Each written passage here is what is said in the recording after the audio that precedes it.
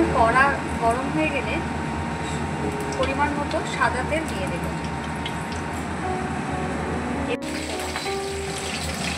এবার চর্বিটা এই তেলে দিয়ে একটু বেশি যাতে তেল যাতে না লাগে তার জন্য একটু চর্বিটা তেলে দিয়ে তেল বের করে নেব। যখনই দেখবেন প্রায় চর্বি থেকে চর্বিগুলি গলে গেছে, পেঁয়াজ দিয়ে দেবেন যেমন পরিমাণ লাগবে। আমরা আজ 1.5 কেজি খাসির মাংসর জন্য 250 মতো পেঁয়াজ কুচি দিয়েছি।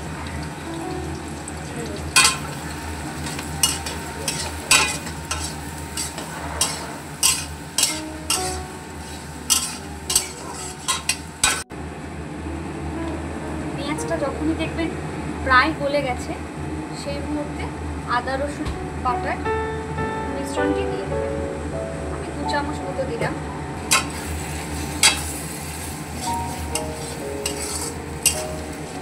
এবার পরিষ্কার করে ধুয়ে রাখা মটনগুলোকে একে একে দিয়ে দেব।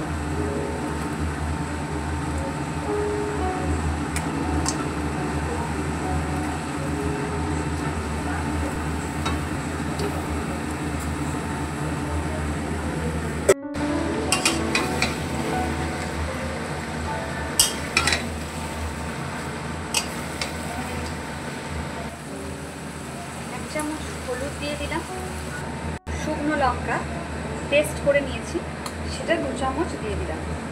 ধনে গুঁড়ো 1/2 চা চামচ দিয়ে দিলাম। এবার সুন্দর করে কষে নিতে হবে।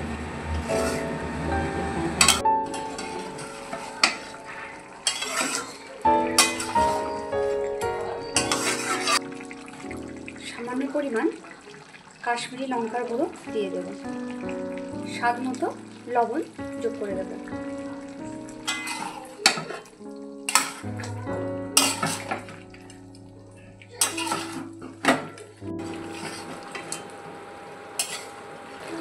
ফ্যাটানো টক দই দিয়ে দেবেন।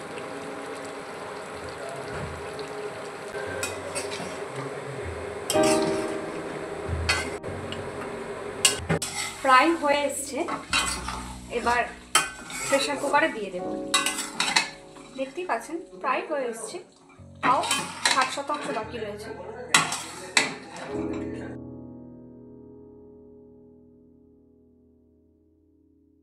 এবার পরিমাণ মতো গরম জল দিয়ে দেবেন।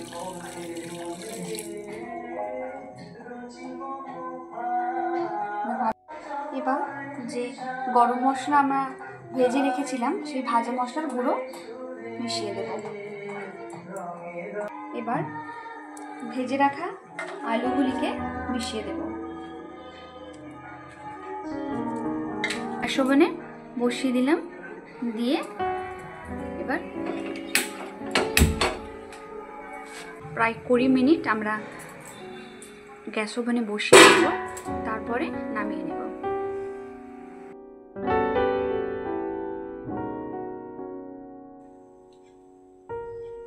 একদম সুন্দর গরম নরম ভাত সাথে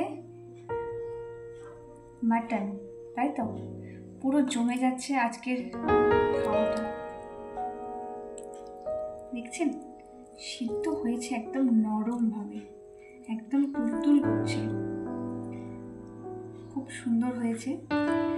যদি রেসিপিটা আপনাদের ভালো লাগে এরকম একবার বাড়িতে বানিয়ে দেখবেন, আশা করি খারাপ লাগবে না।